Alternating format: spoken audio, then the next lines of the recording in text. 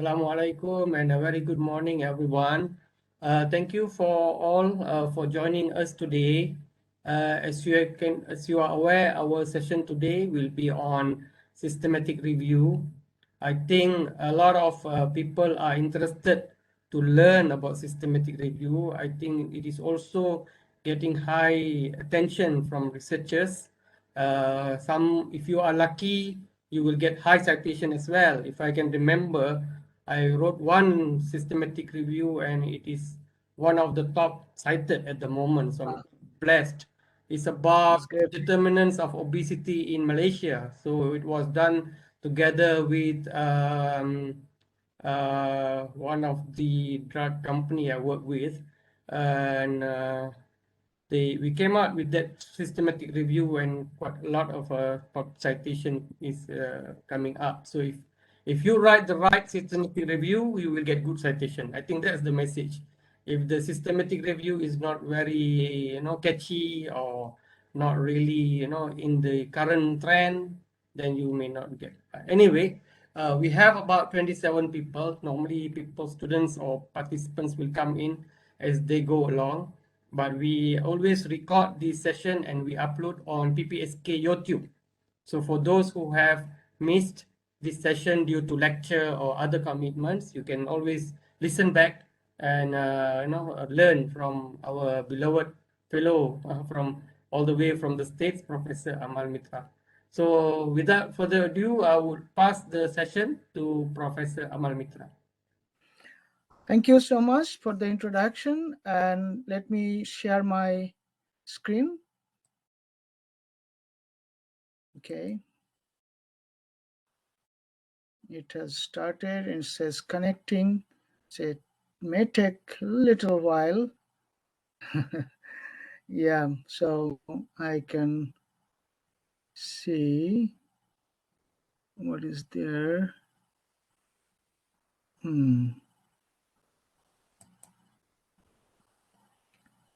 But why I don't see everything? Don't know. Let me see. But it's coming up. Coming up, but I'm trying to find out my. Yeah, you need to open the PowerPoint.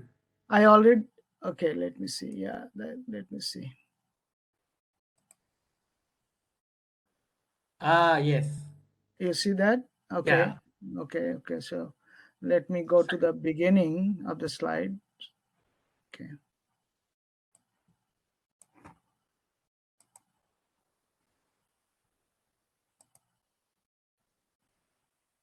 Is this okay? Yes, perfect. We can see it clearly. Very good, very good. So as Professor Hamid Jan told you today, our topic is how to write a systematic review paper. That's a very important topic for many of you. Reason is very simple, that you do not need to write a project, get data, and wait for the data, analyze the data, and then publish a paper. So from the start of a project and finishing the project and write up, it takes some time, somewhere from 3 to 4 years sometime.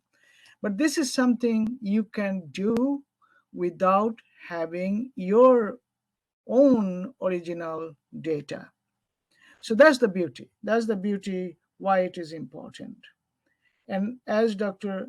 Hamijan mentioned, many journals really like to have review articles because that increases their impact factor, because many people really read review papers for a couple of reasons, which I'm going to tell you.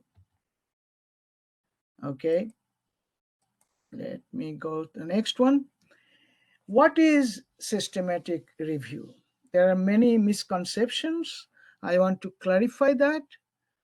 Please note that it's a review of the evidence on a clearly formulated question. That's underline. I underline that is a clearly formulated question. You must have a research question that uses systematic and so why it is going and explicit methods. I give you an example here. Based on your research areas, you can find what area you are interested in. Just I'm giving example of relationship between vitamin D and type 2 diabetes. Here are some of the ideas about type 2 diabetes and vitamin D. One thing can be you just talk about vitamin D deficiency and morbidity of type 2 diabetes, or it can be vitamin D deficiency and mortality from type 2 diabetes. It can be vitamin D deficiency based on different race and ethnicity. And it can be vitamin D supplementation for type 2 diabetes. And you can also do some kind of mechanism how vitamin D works in case of diabetes. For example, in your review paper, you can mention different things such as it reduces insulin resistance, reduces inflammation. These are already evidences are there. So you can make your review paper based on many things, just a topic on vitamin D. Based on your review, one of the purpose is that you can also develop a hypothesis based on the review. Sometimes it's not possible, but if you can, that's great. That's great. And whenever I have a hypothesis, I try to make a diagram, like a schematic diagram for the concept. And if you can develop that kind of concept based on your review paper, that's really wonderful. That makes your paper like original paper. So it's not just a review paper, it can lead to an original paper based on how you review it. Some journals, in fact, consider systematic review an original article, but most of the journals they do consider as a review paper. Okay. More ideas I give you here. If you just stick with vitamin D, you can also compare that with type 1 diabetes, vitamin D in gestational diabetes, other topics that I am thinking to do myself, obesity and asthma. And that's a very important topic. Obesity is an important topic and it can cause many morbidities. One of them, very important, is asthma, bronchial asthma. Now, viral obesity, that I wrote a paper actually. So that was my one of my students wrote it with me. So virus can cause obesity. How interesting it is. Okay, the another topic is my interest. My PhD students are working on it now. Is probiotics and gastroenteritis. Probiotics, we know antibiotic and probiotic is a different thing. We do not want to discuss that here, but its role in gastroenteritis or diarrhea or different intestinal diseases is there are many evidences. My current work is on sleep disturbance and disease morbidity. That I'm going to also explain here as an example. Okay. Now, what is the purpose? What is the purpose of doing a systematic review? To identify, select, and critically appraise. Critically appraise. That's the point you want to emphasize on. It's not just a review, it's a critically appraisal of relevant primary research. Please remember, these are primary research. Now, initially, when I started writing review paper, I used to review many review papers also in addition to primary research. But now the trend has been changed. You, in your systematic review, just focus on primary original research. No review paper should be reviewed. Okay, a period. But sometimes I see that, but that's not a good thing to do. So systematic review is different from literature review. I'm going to tell you about that in a minute.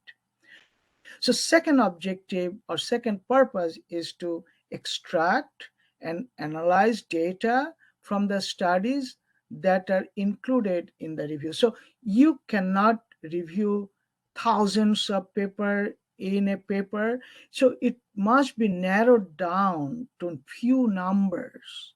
Like if you start with, let's say, 6,000 papers, you cannot do a review of all of them. You come up with a reasonable number of papers or studies that you want to review. Sometimes I call it paper because one paper may talk about many studies. Sometimes I call it study itself. So it can be study, many studies, or many papers you can review. So why we do that? One of the reason is to conduct a future research in this area. Like what I am doing right now, sleep apnea or sleep disturbance on morbidity, I'm going to really apply for a grant in next year actually. So if I get a paper in this topic, it is easier for you to succeed in getting the grant. So that's one reason. Other reason is easy to do. As I said before at the beginning, is easy to do. Not so easy, but is we do not need original data. So it's already data out there. You grab them, you analyze them, and write the paper. That's it.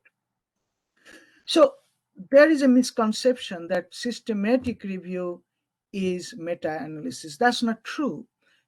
There is a hierarchy of review papers. One, we call it review paper or literature review. Second, a better category is systematic review, and the best category is called meta-analysis.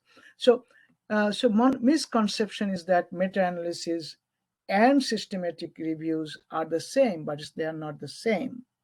Systematic reviews are not required to use meta-analysis, but meta-analysis must have systematic review. Okay, so a meta-analysis should only ever be conducted in the context of a systematic review. Systematic reviews often use statistical techniques.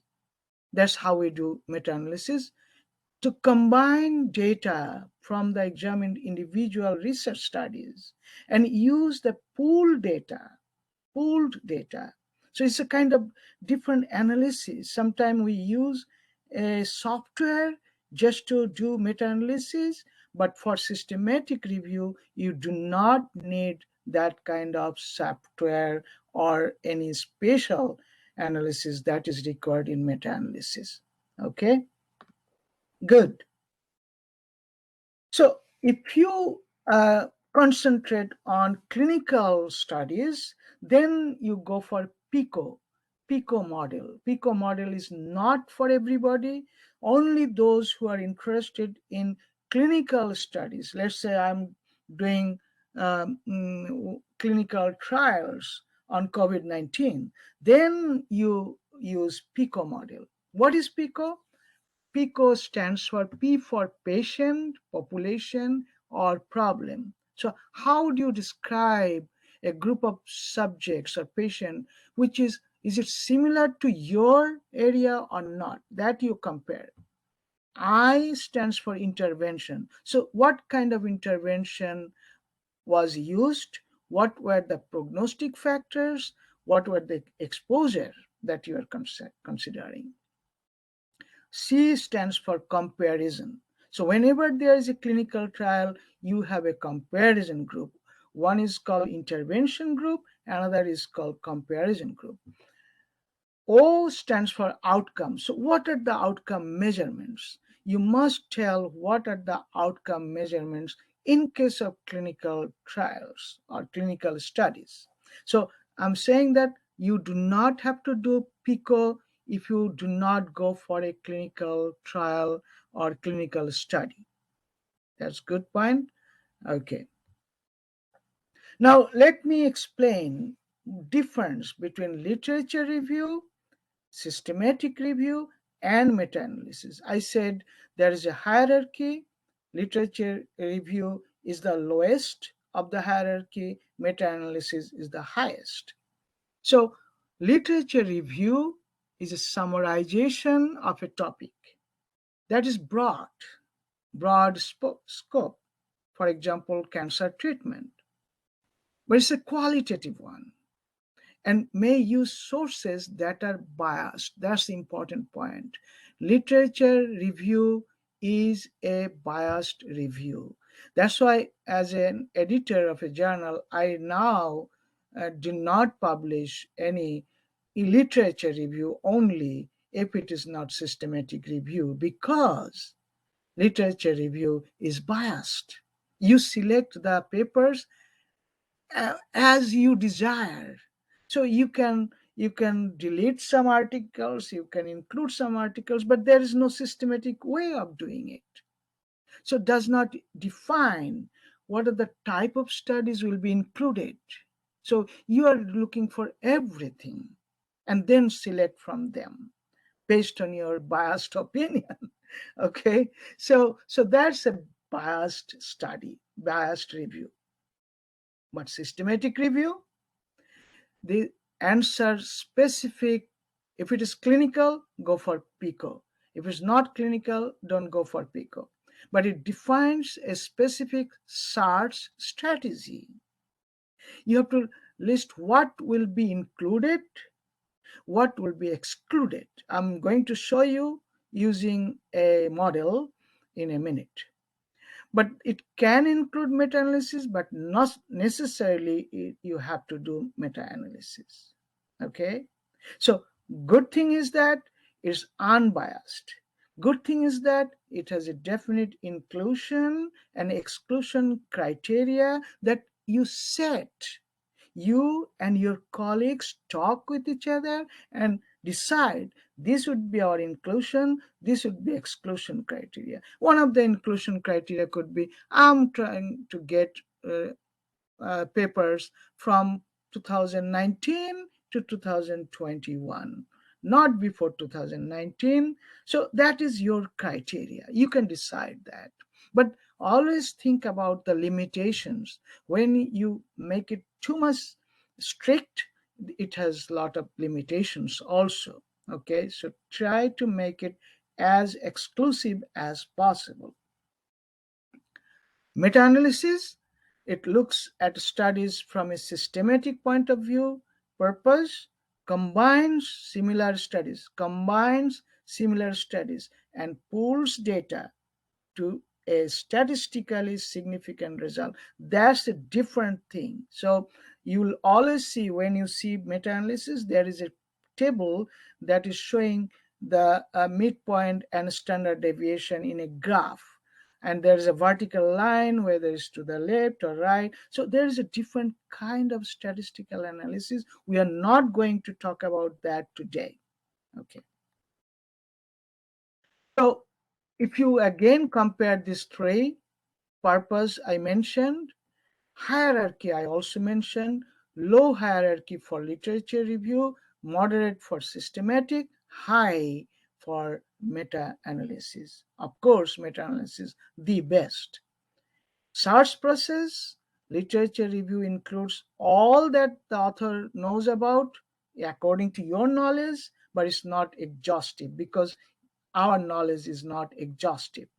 And systematic review also try to find out according to the published articles in that topic in the system, but we use many tools, like not just one source.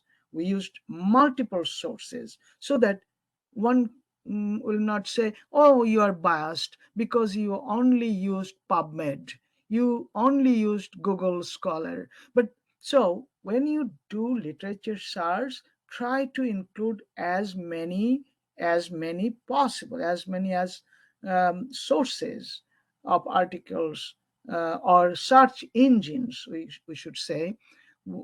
How many search engines did you use? That's important. Okay. In meta-analysis, includes only the articles that are similar in nature because you are analyzing them.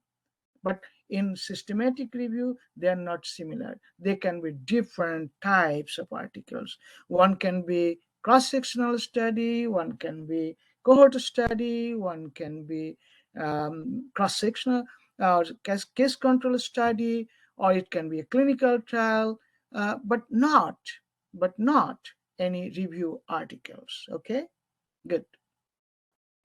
Bias, common for literature review, less common, and least common in case of meta-analysis.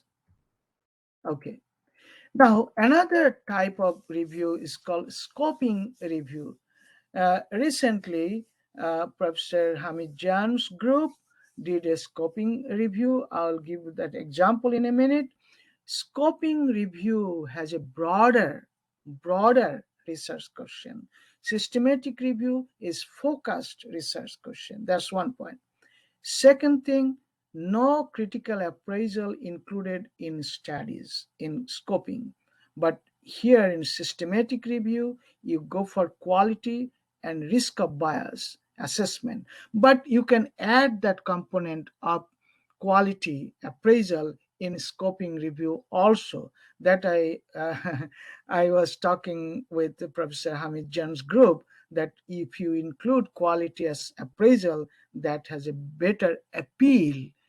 So they included that part also in their scoping review. So there are many things you can see here about the difference of the two. Uh, a scoping review more qualitative than quantitative, more qualitative than quantitative, but systematic review often quantitative analysis. That's what I prefer because I'm a quantitative person. I like quantitative research. That's why I prefer systematic review. Of course, scoping review has broader area of research. Okay. Example of scoping review, as I said, Professor Hamid Jan's group did a review, is still under consideration for publication. Hopefully, it will be accepted very soon. Um, and the topic is maternal diet, nutritional status, and birth outcome of the children in Malaysia. Okay. So when you do a systematic review, it follows certain steps. Steps are, first you identify the problem, formulate your hypothesis or research question. Sometimes there is no hypothesis, sometimes it's just research question. So I said it can be either or both hypothesis and research questions. Okay. A research question and aim is not the same. Research question can be many. Aim is just one. Please remember that. Then you select search strategy, select search engines, how many and what are them. You select inclusion exclusion criteria, and then you do the search and apply. Step number 7, apply screening processes. And then summarize the findings. That is your major work. Step number 8 and 9 is your major work. Okay. So we'll follow a chart called Prisma. Prisma is a standard flowchart that we will always follow. And how you get that flowchart? By Google search. You'll get a Prisma flowchart, which you can adopt it in your review. Okay. So we'll go over this one by one examples. Like first of all, you search databases. This is your primary database, and then you may have secondary databases all data recorded, how many are there. I'll give you examples. And then you screen. Screen, how do you screen? You exclude them. How do you exclude? Is it biased? No. There should be some reasons why you exclude certain records or certain articles. Then you get some articles, and then again you have other reasons to exclude. Come up with a few articles and do either your systematic review or meta-analysis. Okay, so structure of the paper. Please remember, systematic review is nothing different than another original article. So we start with a section called introduction, then method, then result, then discussion. And I will actually go over the whole structure using one that I wrote very recently. Okay. So introduction, try to define the importance of the review questions. How? From different perspective. For example, if you are a public health person, mention what is the public health importance of this topic. If you're individual, you can go for individual patient, or if you is a health policy issue, go for policy related questions or information. Then briefly mention the current state of knowledge and its limitation. So if there's no limitation, why do we want to know again about the topic? There must be some reason why, although there are so many information, so many evidence about the topic, may not be sufficient. Maybe there is a gap. There may be some limitation of the previous studies. Okay, that's the reason we are doing systematic. So in your systematic analysis and review, you must mention what are the limitations that you observed in previous studies. That's your original work. That's your original work. Okay. So you may discuss the extent to which the limitation of the existing evidence base may be overcome by this review. So you are suggesting at the end of the review and at the end of the discussion, you can say, this is my conclusion and this is my recommendation. So sometime you may have some recommendation for future research. Okay. So readers need to understand the rationale behind the study and what the systematic review may add to what is already known. That is the main thrust of writing your paper. That's the main purpose of writing this review. So in the introduction, you lay down the foundation, find out what are the things have been already done, and then come up with a rationale why this study is important. Okay. So there could be a few objectives. Provide an explicit statement of questions being answered in this review with reference to maybe participants, maybe intervention, comparison, outcome, study design. There could be many factors that you are trying to address in your review. So make sure, be focused. You cannot review everything. So your paper can be focused on certain topics that you are going to address in this paper. Okay. Now I'm giving an example of my sleep study that I have submitted. The inclusion criteria of that review paper were human studies, scholarly articles, age group 19 and over, and we focused on hypertension and associated comorbidities, and of course obstructive sleep apnea. There are two types of sleep apnea. One is obstructive, which is more dangerous. Okay, so if you just want to know what is that, apnea means you have respiratory problem. You have shortness of breathing and respiratory problem while you sleep. You may often see some people have snoring. They snore while sleeping. Snoring is common factor, but when it aggravates the problem, snoring is a symptom of a major problem. You will see some people just wake up in the middle of night and there is shortness of breath. That is called apnea. That is called apnea. Apnea means no breathing or short of breathing. Okay. Okay. Exclusion criteria.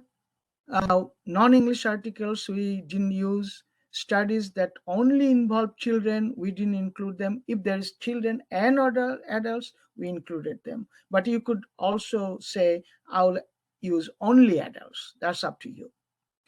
Okay, we excluded review articles. As I said, we do not include review articles. Okay, non-human studies I excluded.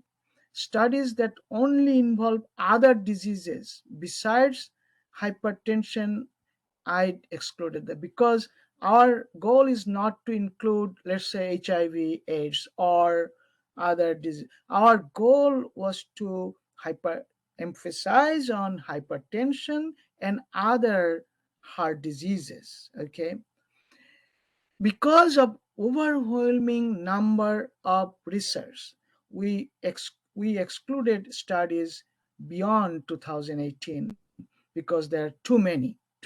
That's why. Okay. Now, if you look at the methods that we used in our review, we use certain keywords. You'll use certain keywords. Keywords were sleep apnea or obstructive sleep apnea or just apnea, hypertension or high blood pressure. You can combine them, you can or make it or. So if you combine them, you'll get less articles. If you make or, if you say this or that, then you'll get more articles. Okay, please remember, you can use keywords with a middle conjunction word. It can be or and. Or will give less articles and will give more, sorry, and will give less articles or will give more articles.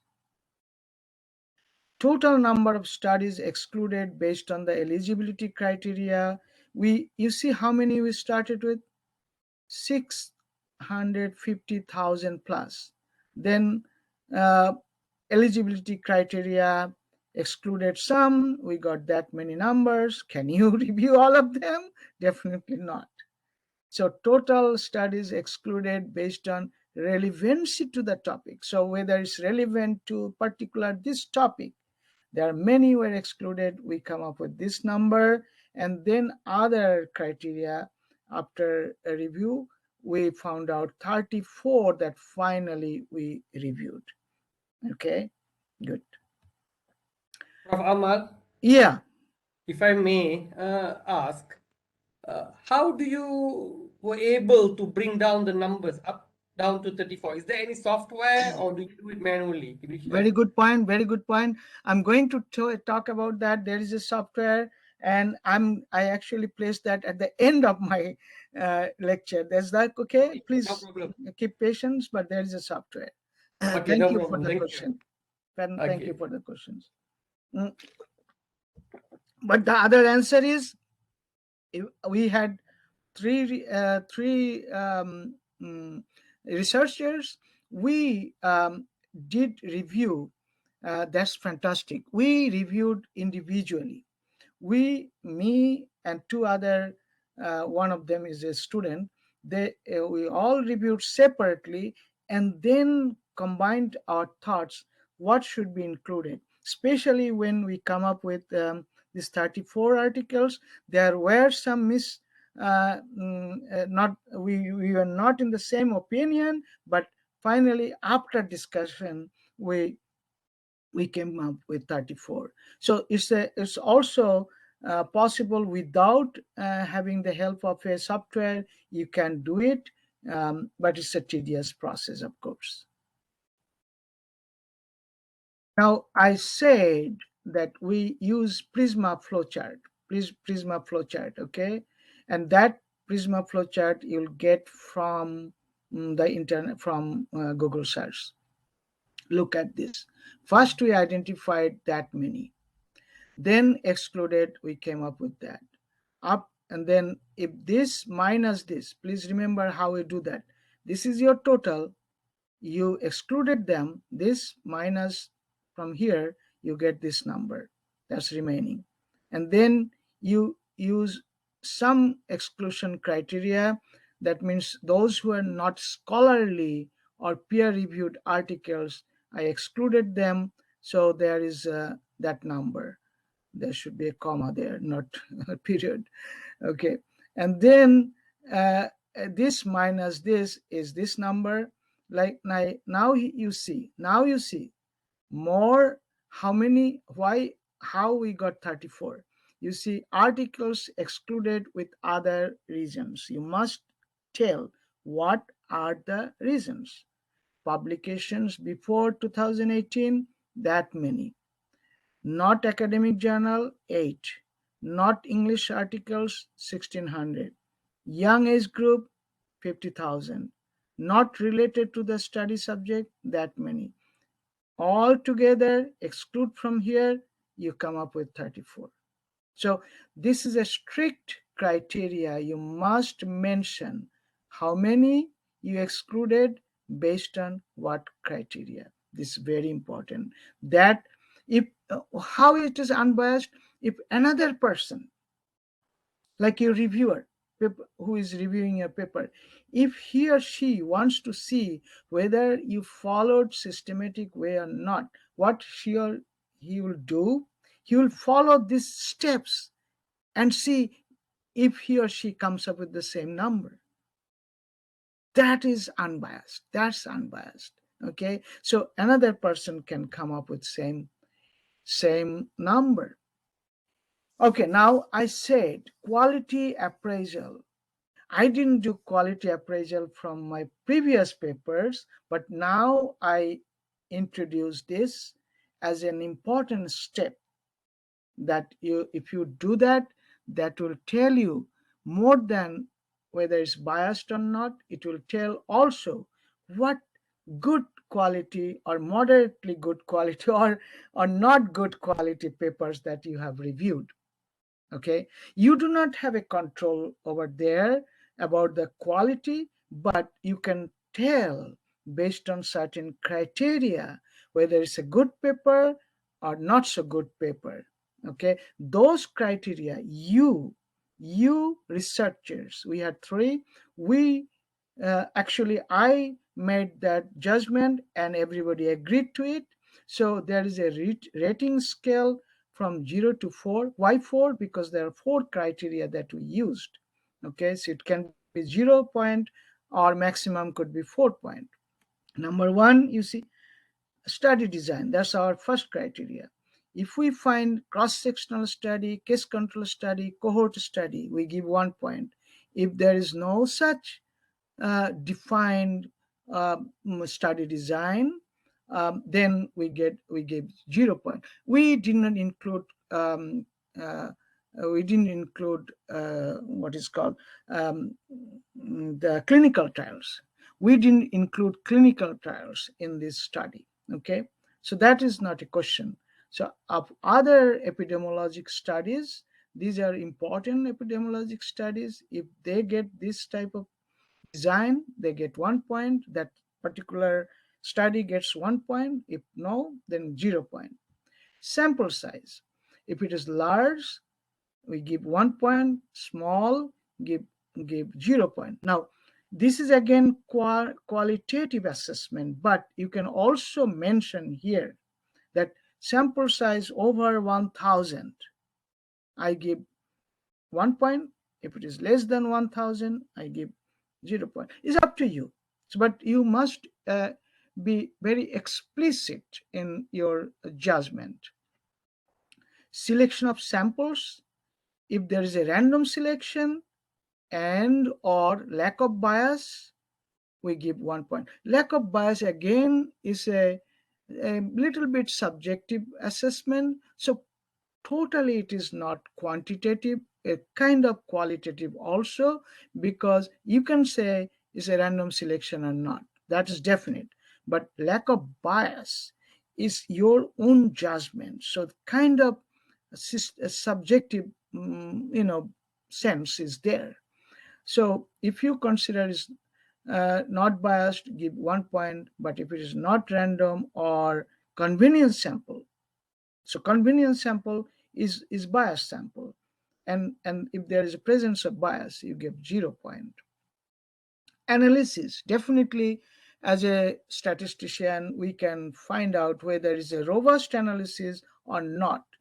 If it is not a thorough uh, analysis, get a 0 point. If it is a thorough, robust analysis, especially multivariate analysis, if it is not there, I will hesitate to give 1 point. Okay, so that's me, because I know statistics is very important in research papers. Okay, so you see there are 4 criteria. That's why maximum point would be 4 and or less. Okay, this is again another paper, but before I go there, I want to give you an idea about my paper. So I will stop sharing here. Let me go. Where is that? Okay, I'm trying to find out that. So this should be my. Okay, good. Do you see this? What do you see? This the Word file? This says obstructive sleep apnea and Okay, cardio. perfect. Do you see it? Yes, we can. Good, good, good, good. Okay, so this is our study topic. We focused on cardiovascular disease risk, and we reviewed 34 articles. Sometime you may or may not mention how many, but if it is many, then it's better to show it was a large review. Okay, so I wanted to show you all the um, sections. Like any articles you write, it has an introduction. Some you can have a sense how much I wrote. That's the point I want to make. How many pages did I write about introduction? I do not write a huge thing. Okay, so it's 1 page, like 1 page and a quarter I wrote about introduction. That's it. Okay, but you will mention here in this review will assess. So what are the primary objectives? What are the secondary objectives? There are 2 actually here that I mentioned here. Then materials and method, you mention about inclusion exclusion criteria. You can make a table. Talk about the search guideline, how you did that, what are the search engines you used. Then this you can make a table that I showed you in flowchart. Screening guidelines, that how these 3 people together did it, the screening. Okay, you mentioned that. You mentioned about the flowchart, Prisma flowchart. That's definitely, that must be there. There are a few must. This is one of the must. You must have a flowchart. Okay, quality appraisal, how you did that. Then this is your method section. Then you come to result section. Okay, so you see under method I used a lot of subtitles. I like subtitles. That's good that's helpful for the readers. Under result section, again, you may or may not have subtitles, but you must have a measure table. Measure table, here you see what are the columns I used: author with reference, country of the study, study design, sample size, what are the comorbidities or diseases they addressed, what are the major findings, and quality appraisal. Like this paper from Saudi Arabia scored 2, which is moderate score. Not too good, not too bad. Then you can see the scores, many of them are. And now this is another thing I wanted to mention. Once you have a numerical score, once you have whether 1, 2, 3, or 4, you can make a mean and a standard deviation. So that's another good thing to do. You can say the scores of this. Okay, you can categorize them. Like I had, let's say, excellent score, 10 out of 38, but moderate were 15, blah blah blah. Okay, so you can do that way, and also you can mention what was the average score, like what was the mean and standard deviation, and range from maybe 1 to 4.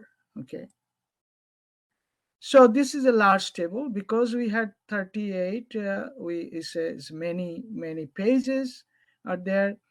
Then you mention, so you do not really mention everything from the table in the results section. You only mention a few important things,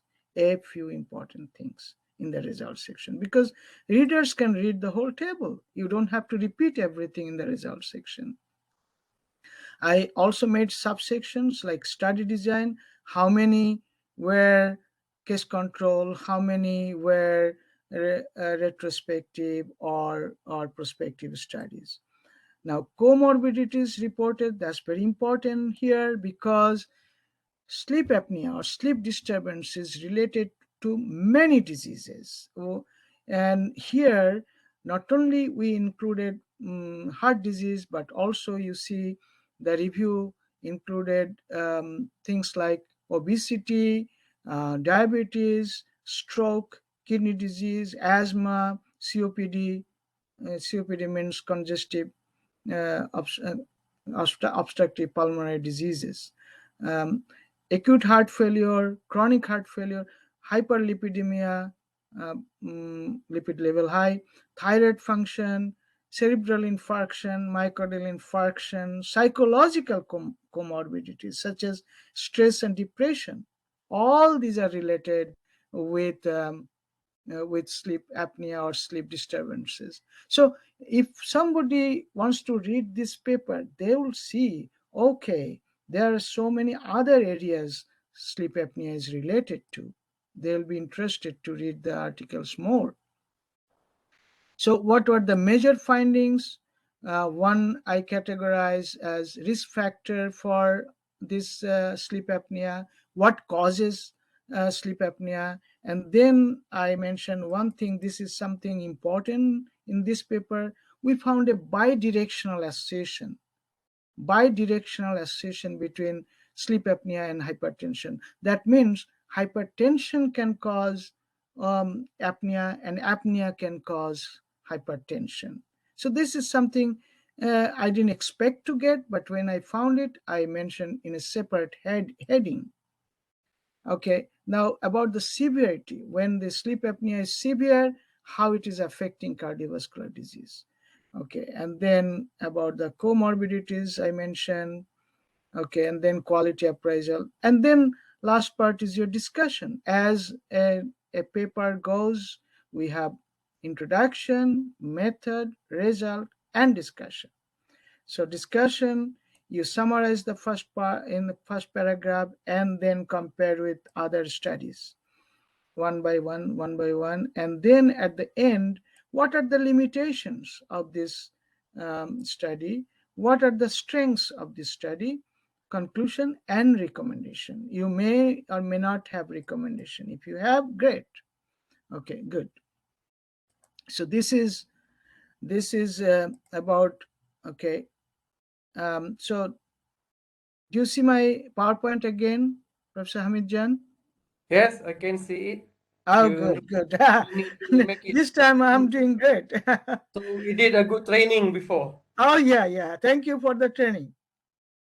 So you can expand the file, the page, Oh make yeah. it presenter view. Okay. Yeah. Yeah. Okay. Perfect. Okay. Yeah. So this is another review we did. My student actually, I'm proud that my student is the first author. This is her first authorship in her life, and after writing this paper, she got so many invitations from different conferences. She so she was telling me, Dr. Mitra, should I go this conference or that? I said, this is normal. When you publish as a first author, you'll get so many invitation. You do not have to entertain all of them. But it was overwhelming, you know, uh, in invitation for her. And she was, I should tell you, there are some students who are shy. She was one of that kind of student. She didn't really express what she want, but I made her to be the leader. Leader. And she is now really, she's now from MPS. Now she's a doctoral student now. Anyway, so that's my achievement, I should say, and I hope you can also achieve this. You can also achieve this. Please work with me. You can do it. You see how important topic it is. COVID-19 on mental health of adolescents. So these are the databases used. This is the time frame because COVID-19 started 2019. This was published in 2020, not this year. So that's why the year is 2 years. Eligibility criteria, adolescent, you will define. There are many definitions of adolescent. This particular study addressed 13 to 17 years. Some definition says 13 to 19 years. So stick with some definitions and mention that in your paper. So mental health and COVID-19 association, that is your area of interest. Criteria for exclusion: not having a full paper, publication year does not match, age doesn't match, non-English language. So this is the flowchart. Started with 6,000 plus journals or articles, and then ultimately reviewed 24.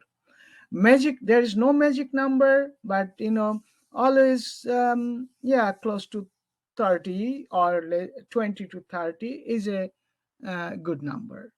There's no magic number because it depends on the topic.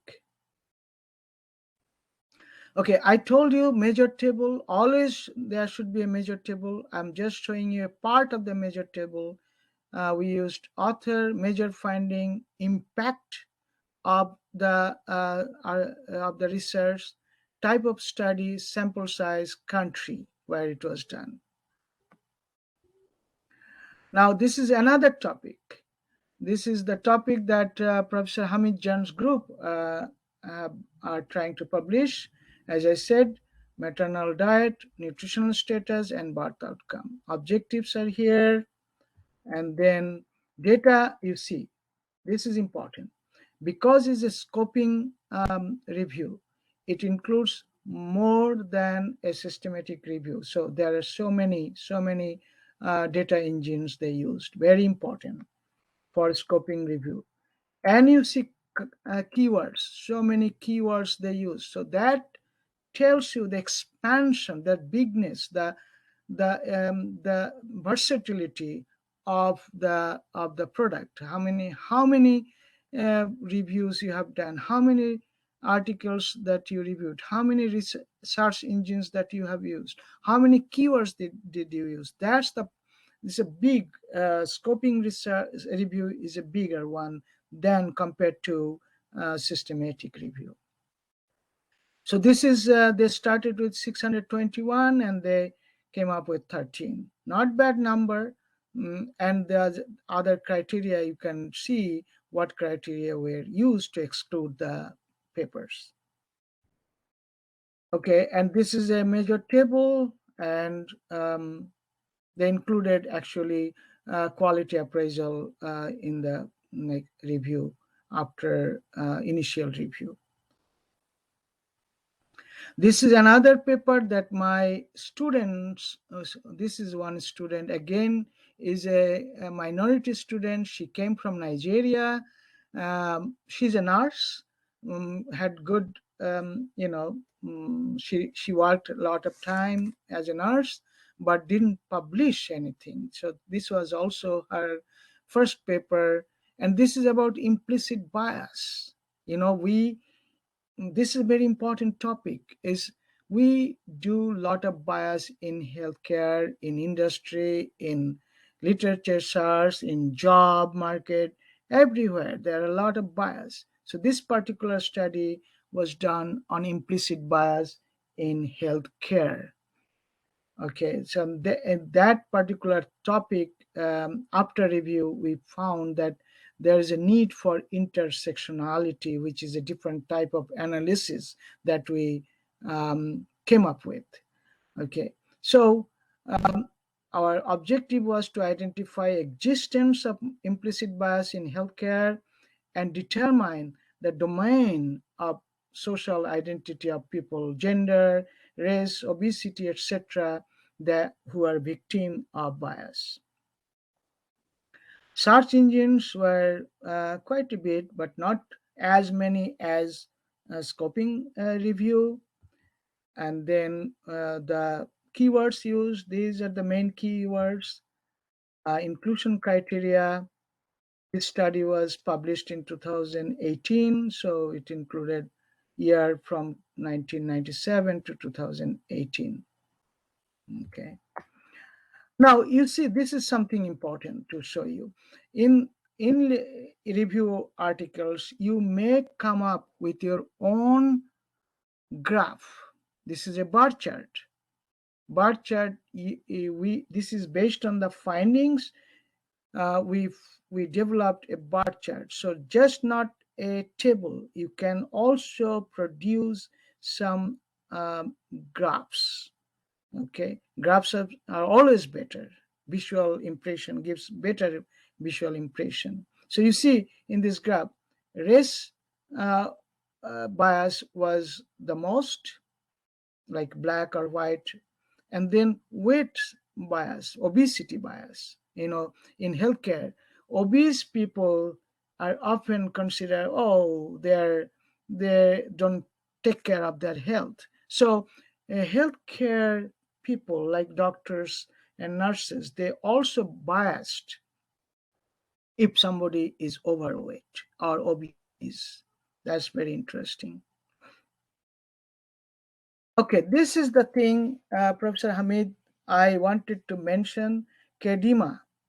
Kedima is a software that you can get it free, and I give you this link, and you can get many things from this, but you have to register first to get the software. Then what it helps you? Development of the review protocol, management of the search result, management and conduct of the study selected process. How do you select them? Management and conduct of on and offline data extractions, means if you can get online data extraction and copy and paste it in your paper. Okay. Management and conduct of the critical appraisal part. Okay, so you can, so 3 people or 4 people can use the same Kadima with your own user ID and password, and individually do this, and then combine your thoughts together. That's a good thing to do with Kadima. I'm almost done, and thank you so much. And this is my contact address. Now, Professor Hamid.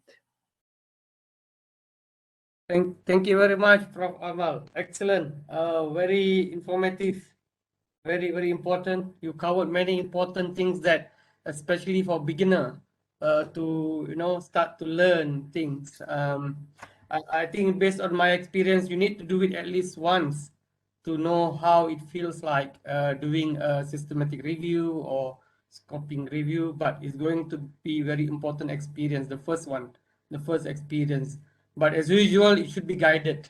As a first timer, definitely there will be a lot of mistakes and error. Should be guided, and once with the right guidance, I think things will become easier. I'll open the session for question and answer. If anyone has a question, please you can unmute your mic and speak, or you want to type it in the chat box, please. Could you, Professor Hamid, could you stop sharing my part? I couldn't find that part here so that I can see everybody. You can stop sharing from your side. Yeah, somehow it didn't appear here, and I Oh, do not see the Cisco system. So that's okay. I'm waiting for questions. yeah. Any question? Because I want to know. I do not see your face now. Sorry about that. But could anybody tell me that you are interested to write a systematic review paper? Just mention your name, please. Hello, everyone. Hello. Yes, my name is Isa Rilwan Samia. And Uh, Yes. which area you are interested in? I'm from Department of Pathology. Pathology. Yes, Okay. working on colorectal cancer. Now, what pathology? What bacteria or No, virus? colorectal cancer. Cholera. Okay, cholera. Colorectal cancer. Oh, Colorectal cholera. cancer. Sorry. Yeah. Colorectal cancer. Colorectal cancer. Yes. Colorectal cancer. Very Yes. important. Colorectal cancer is an important topic. Do you think? Can you brainstorm? Just think about any topic that you can pick up for a review of colorectal cancer. Isa? Okay. Just think, Yes. The role of FOXP3 gene in young onset colorectal cancer. young colorectal. Okay. What age group you think not common, but Yeah. young, Yeah, for young is less than 49 years. That's how we classify as young. less than 40, 49, or less than 40 years maybe? Okay, there are literature that say 49, some say 40. Okay. So Yes. you define, yeah, that's a good thing. So let us start that as a first pilot project, I should say, Okay. Isha. Uh, Yes. let's do it next few days, maybe 1 month is should be good enough for you. 1 month, is it good, O- Isha? Okay, okay. So should I say Dr. Isha? You are No, Isa. Isha. Okay.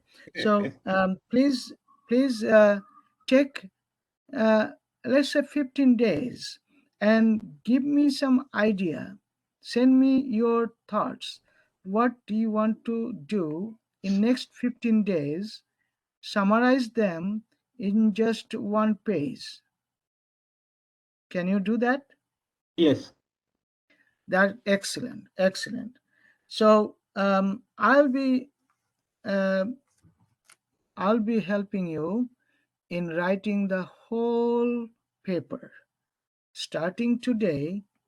Don't think about your good topic will come the last. So title of the paper should come to the end. Just write what is your objective and what is your research question. Just write these two part. It will take less than one page.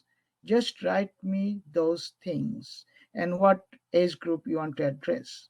Then we'll go from there and start with introduction section and other sections one at a time. We can try to finish writing in, let's say, 3 months. Okay. You can do that in 3 months. I hope you can do that in 3 months. Yes, God willing, inshallah. Inshallah. Inshallah. Yes. Excellent. So another person I want to see who volunteers to write a review paper. Assalamu Okay. alaikum. Yes, I wanted to ask a question. Maybe. Oh, sure. Yeah. Okay. Systematic Who is this? review. Who is Yes. this?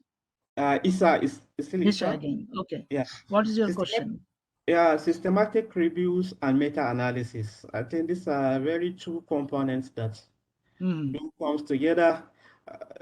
Maybe for us that are beginners, probably what are the key differences between these two, and must the two be incorporated in the same research, or you can just decide to do your systematic review without the meta-analysis?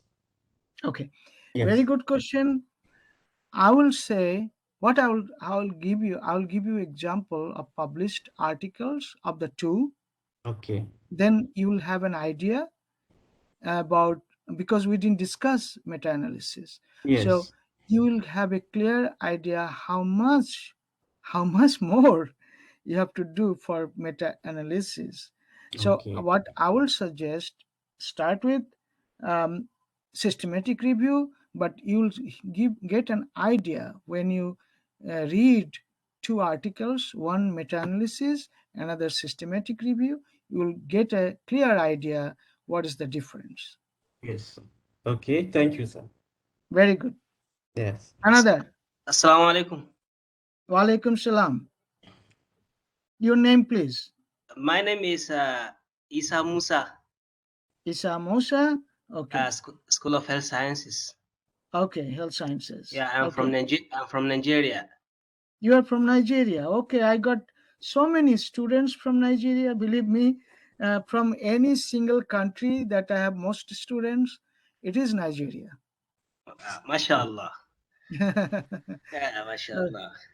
I want to start with. I have to commend this excellent presentation by our humble professor. Thank you. Actually, we are satisfied. Actually, this is very educative in this, and Thank you. we really appreciate your time, Prof. Thank you. Thank you so much. If my time helps you, I'll be more than happy. Mashallah. Okay. Yeah. Second thing, I want to present my humble request. If possible, if we shall have the slides. Oh, sure. Professor Hamid Jan takes care of that.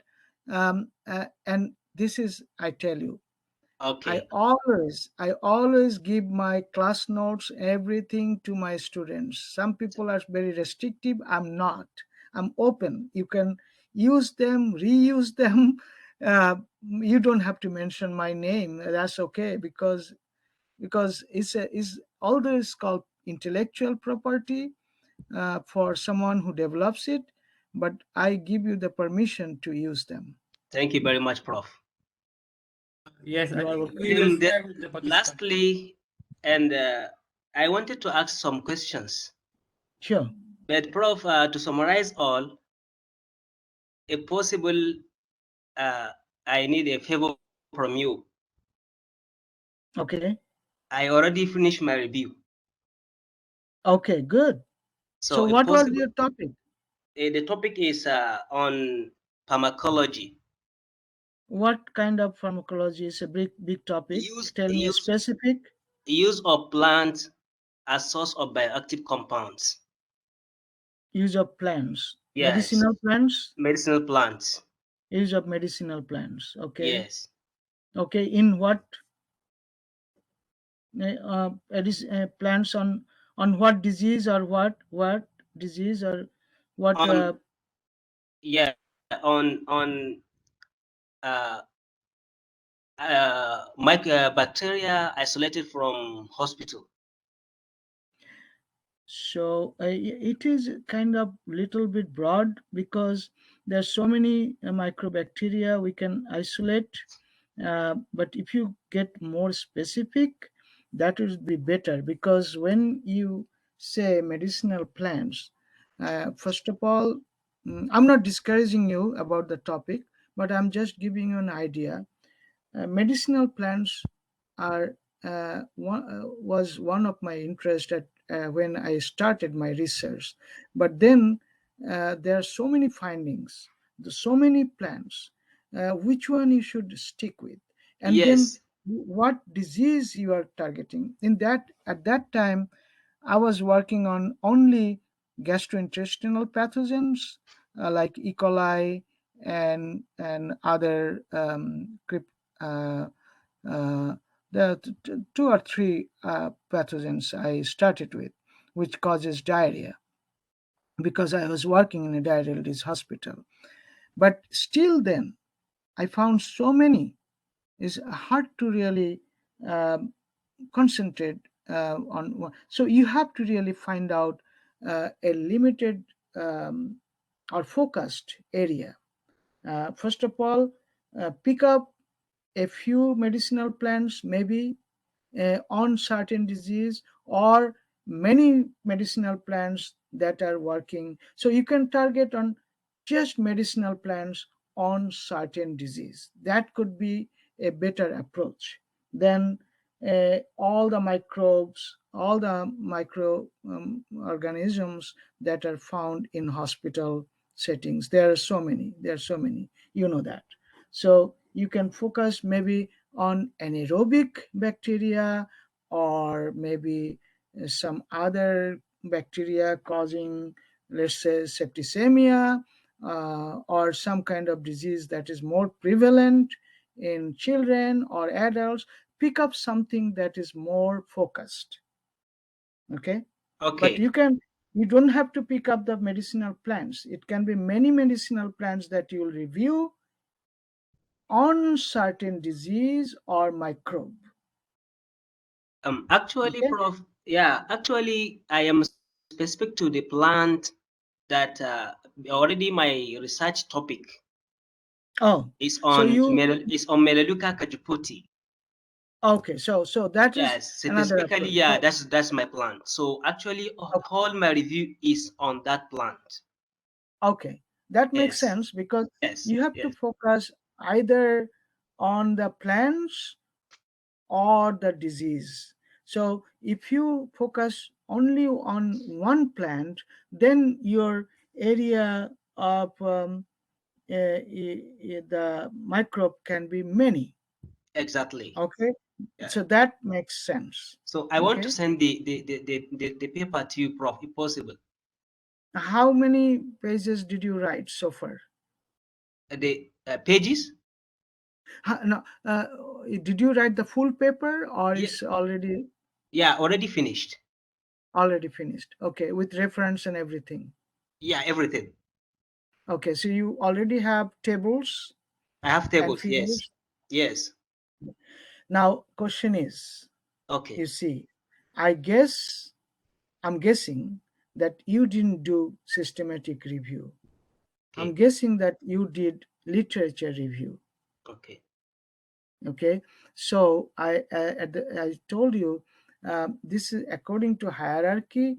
Literature review is that what I used to do at the beginning, but I do not do anymore, because that's not a better way of reviewing papers. As you learn from today's session, a better way of reviewing is systematic review. So I I do not want you to discourage, but yes, you can probably publish your literature review. I can review them. I can help you with that also. Uh, but it has many limitations, such as bias.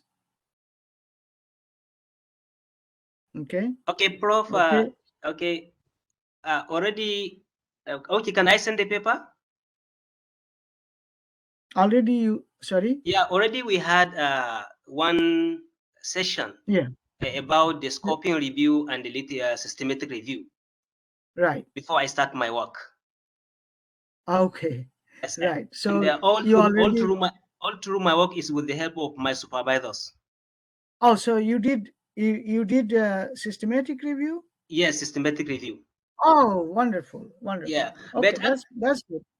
Actually, Prof, it is even one of my supervisors, the associate professor, Dasuki Muhammad Salen, that actually, he actually said I should contact you.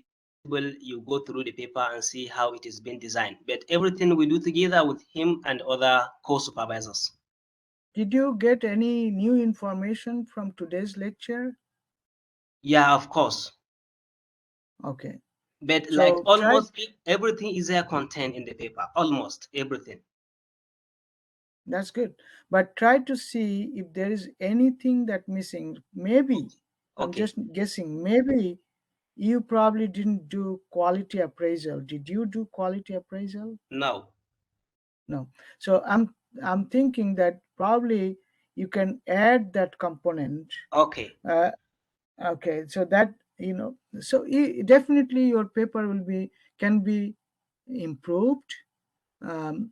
Better design, not already you have written it, still you can improve it. Okay, Prof. Okay, talk with your supervisor, talk with your professor, and you can share my PowerPoint to him or her, and then do the quality appraisal. All right, Prof. Thank you very much. I think Musa is good. You can have your group discussion, and if you need Prof. Amal's assistant, you have the email. You can contact Prof. Amal to help look through the paper for further improvement. Yeah. Okay. Thank you very much. Okay, we'll try to find ways to share the slides. I'll talk to Wan Suryati. How can we share the slides? Yeah. Okay, no problem. Thank you. Isa, is your question same with Rasma Iza? Are you working together? With Rasma Iza? Yes. Okay. Yes. So I believe Prof. Amal has also answered Rasma Iza's question. Okay. Yes. Prof. Your name, please. Your name, please. Yes. Hi, Prof. Amal. My name is Rasmaiza. I'm the one who texted a question in the chat box just now. Oh, I didn't see that. Sorry. It's okay, Prof. But I understand the concern of Musa, but my issue is now I'm stuck in discussion part. It's not same with Musa issue because he's already complete his systematic review. Mine is I have problem how to discuss because we can see that the final articles that we will get is actually only like two digits article, like 34. Like myself, I have 42. So I want to know. So you have started writing a review paper. Is that correct? Correct. Okay. How many? So you already did you do systematic review or not systematic review? Systematic review, but not that part of doing the calculation, Prof. The one that has the evaluation through the number. Okay. I mean quality appraisal. Quality appraisal, correct? Yeah. Yeah. So you can also add quality appraisal. If you want to know how to do quality appraisal, my PowerPoint slides will tell you that you set up some criteria, and 3 or 4 of you, whoever investigators are, main investigators, not everybody. Sometimes they are co-investigators, they do not have major role, but at least 2-3 people, better to have more than 2, who can individually appraise the quality of the paper that you reviewed. You do individually, and then when there is a controversy or not same opinion, then you can discuss that what should be the rating for this particular paper. I give this paper 3 and someone gave 1. So if there is a major gap, like one review gave point is 1 and you gave 3, then you need to discuss. But when there is a very close, you don't have to discuss. You just take an average of the score. Okay, so do that one. Okay, and your second question was about the discussion. Oh yes, right? correct, Prof. Yeah. Yeah, discussion I can tell you only when I see your paper, but discussion has certain steps. Discussion has certain steps. Number one step is on first paragraph of discussion. First thing is that in discussion you will not repeat most of the results. I have seen many papers, they just repeat their result and then discuss. That is not good thing to do. You can only mention the important finding without the result, such as a mean and standard deviation was this and this, but other study found another mean this, but that's not the good way to do it. What you'll do, first paragraph, you'll mention what are the important findings from this review. Second paragraph, start from second paragraph. If you have three major findings, discuss and compare each of the major findings with previous results, previous works. And if you can, try to say why there is a difference between your finding and previous finding. Okay, this may go 1, 2, 3, about 3 paragraphs. Then at the end of this discussion, you'll mention what are the limitations of this review. You will find out what are the review limitations from your review. You have to tell that. And then another section, you may mention what are the strengths of your paper, what are the strengths of your review, and then your conclusion and recommendation. Recommendation usually tells about future studies and sometimes policy implications. Okay, so these are the components of a discussion section, but I can tell you more when I read your full paper. I see. Okay. Thank you. Sure. Very well noted. Thank you, Prof. Amal. Thank you, Prof. Hamid. Thank you so much for participating. I think, yeah, this is the main objective we are having Prof. Amal with us in USM, which is we want to help and guide as many lecturers and students so that, you know, we can learn something new from Prof. Amal. Anybody else have any other question? Hello. I think I saw it was, yes, another question? I'm sorry, just a quick one. My name is Hiba. Thank you very much for the presentation. It was really interesting. So you kept talking and comparing between systematic analysis, systematic review and literature review. So what comes to mind is if someone wants to start a new study, is it a good idea to start with a systematic review of the topic that he chooses and then moves from there? Like once the systematic review is done, they can find the gap that leads them to start the study? Or do you think they are separated? Like you cannot do a systematic review and then go on another study from there? Okay, good question.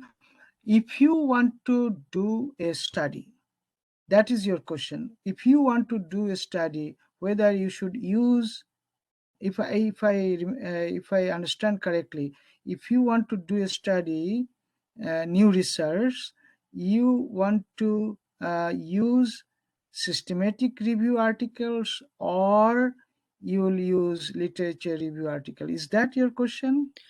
No, what I meant is that you yourself will do a systematic review, and that will help you to find the specific topic that you can start your research on. So should you start instead of just doing a literature review that you can just include it in your paper, you start with doing a systematic review, like even go and publish it. And then from that, you can start your study. Good. Yeah, that's what I'm doing. You see, I told you the sleep study that I'm going to submit a project to NIH next year. I thought it would be good idea that if I can do a review article and publish it, and basically review article can be literature review, it can be systematic review, it can be meta-analysis, but I chose to do systematic review because that's an unbiased review. So that's up to you. You can, if some journals you publish only literature review, still you are okay. I mean, it's not totally bad that you do literature review and go from there, but it's better, in my opinion, to publish a systematic review article and, if possible, meta-analysis, but is that not required. At least a systematic review article should be good enough for you to go for a new research in that area. That answers your question? Yeah, thank you. But you keep saying that systematic review is unbiased, but don't you think that bias is kind of inevitable? Like, even in systematic review, the way that you choose your inclusion and exclusion criteria, the way that you narrow down the studies, it all goes up to the it's all affected by bias and at the end. So even with systematic review, I understand. That's very good point. I agree, totally agree with you. We are human being. We are not unbiased 100%. Exactly. Yes. Yeah. So your point is that it's less biased than a literature review. Yeah. I mean, okay. I think the table that I mentioned, it says less biased, but probably I mentioned unbiased, but that's not true. Is less biased should be the appropriate term. Got it. Thank you very much, Doctor. Thank you. Hiba, may I know your background? Well, I just started, so it's nutrition, but I still didn't get into the research part of it. So I just started my PhD. Okay, what is your background, previous background? What you have done so far? Well, in my master's, it was working on functional food. Like we worked on lentils and beans, and to see, it's about the glycemic index of them. So to see how they affect the blood glucose. It was in vitro. So for my PhD, I wanted to continue with that, but taking the pandemic that we are in now, so it's difficult to go with that. So I'm trying to look into a different topic. So do you think you can pick up any idea and send me your idea by next email? The idea for the PhD research? Review article. No, for the review article. Yeah, sure.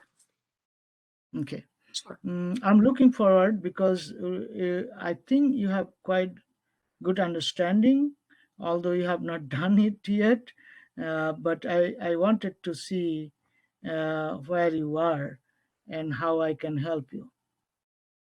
Well, most probably it's going to be in like maternity and newborn nutrition, but we still didn't decide on the topic. Actually, Dr. Hamid is my supervisor, so we still didn't decide on the topic exactly. That's under process. Okay. Hiba, where you are from? I'm from Palestine, but I live in Canada right now. Yeah. Okay. Palestine. Okay. All right. Good luck. Thank you very much, Doctor. Thank you. Thank you, Hiba, for the question. Don't worry, Hiba. I just came back from Dubai and I'm able to get something out of the Dubai Health Authority to start a project for you. Don't worry. We'll discuss that. I'm looking forward to that, Doctor. Thank you. Thank you. Any other questions? You have a very helpful professor that you should be lucky. I'm really not. I was told, and I am super excited to start with them. You are in good hand. Thank you very much. Okay, any other question? Anyone has? Looks like everybody's clear. At least we got quite a few, at least 3. Yeah. Not bad. Not bad. Yeah, not bad. And hopefully we had up until 75 participants during your presentation. Wow, that's so good. That's so good. I'm so super excited hearing that number of participants in my session. Yeah, I think most of them will watch the YouTube. That will be another way of sharing. And one Suryati and I will find ways to share the PowerPoint slides and the sample of papers that Prof. Ammar has published.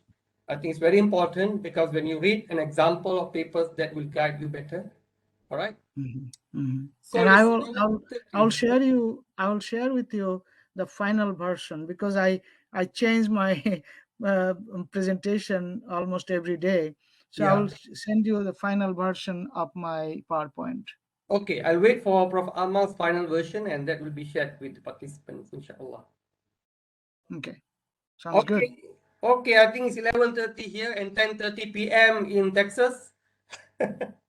Thank you so much, Professor Hamid Jan. I mean, you are really organizing the group so well, and people are interested because of your, how you inform the people, how you convey the information to others. So that's very important, because if there's only few people, I will have not much interest. But today I really interested to get in touch with everybody, so many group, so many people. Yeah, thank you, Prof. Ammar. Happy belated Diwali to you. I forgot to greet in the beginning. Thank you, and pray for my daughter's wedding. When is the wedding? It's 19th this month. We wish her all the best. Thank you everybody. Thank you for joining. Bye. Thank you everyone. Take care. Bye. Thank you so much, Prof. Thank you, Prof. The organizers. Bye. Welcome. Bye. Bye.